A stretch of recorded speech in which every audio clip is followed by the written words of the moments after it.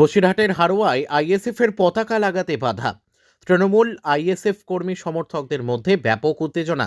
আজ হারোয়ার আমরাডেঙ্গিতে নৌসাদের সভা রয়েছে, তার আগে আইএসএফের পতাকা লাগাচ্ছিলেন আইএসএফ সমর্থকরা। তখনই পতাকাতে লাগাতে বাধা দেওয়ার অভিযোগ তৃণমূলের বিরুদ্ধে। এমনকি আইএসএফ কর্মী সমর্থকদের বেধড়ক মারধরও করার অভিযোগ। সমস্ত অভিযোগ তৃণমূলের দিকে, পাল্টা সমস্ত অভিযোগ অস্বীকার তৃণমূলের। 7ই জানুয়ারি হাড়োয়া বিধানসভার অন্তর্গত গোপালপুর অঞ্চলের আমরাডাঙ্গি গ্রামে আইএসএফ এর প্রতিবাদ সভার আয়োজন করা হয়েছিল।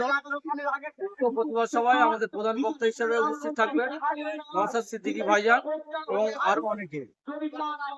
সেই উপলক্ষে পার্টির ছেলেরা ফ্ল্যাগ মারছিল। ফ্ল্যাগ মারাকালীন গোবরিয়া বাজারে কিছু দুষ্কৃতীরা ছেলেপিলের উপরে হামলা করেছে এবং মারধর করেছে কিছু ছেলেকে এবং আমাদের ফ্ল্যাগ তুলে নিয়েছে। বিখ্যাত প্রতিবাদ জানাচ্ছি এবং আমরা তাদেরকে বলতে চাই, এই ধরনের কাজ যদি পরবর্তীতে করা হয় আমরা কিন্তু আপনাদের বিরুদ্ধে আইনত ব্যবস্থা নেব। এটাই আমরা আজকে প্রতিবাদ জানাচ্ছি, ধিক্কার করছি, নিন্দা জানাচ্ছি, একদম বাজেভাবে নিন্দা জানাচ্ছি। এই প্রকারের অভিযোগ তৃণমূল কংগ্রেস কর্মীদের প্রতি করা যায় না। তৃণমূল কর্মীদের এরকম মানসিকতা নেই। আর একটা কথা বলবো, বসিরহাটের মধ্যে হাড়োয়া বিধানসভা তৃণমূল কংগ্রেসের শক্ত ঘাঁটি। এখানে তৃণমূল পরিবার এত সংঘবদ্ধ যে সেখানে আইএসএফ করবার মতো লোকজন নেই বললেই চলে।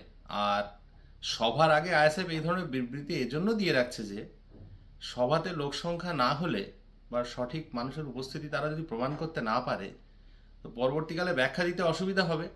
তার জন্য আগে থেকে এই ধরনের কিছু অভিযোগ তৃণমূল কর্মীদের প্রতি দিয়ে রাখলে সেই ব্যাখ্যাটা তখন আর দেওয়া লাগবে না যে কেন এই লোক সংখ্যা বেশি হয়নি, কেন আইএসএফের সভায় মানুষরা আসেনি।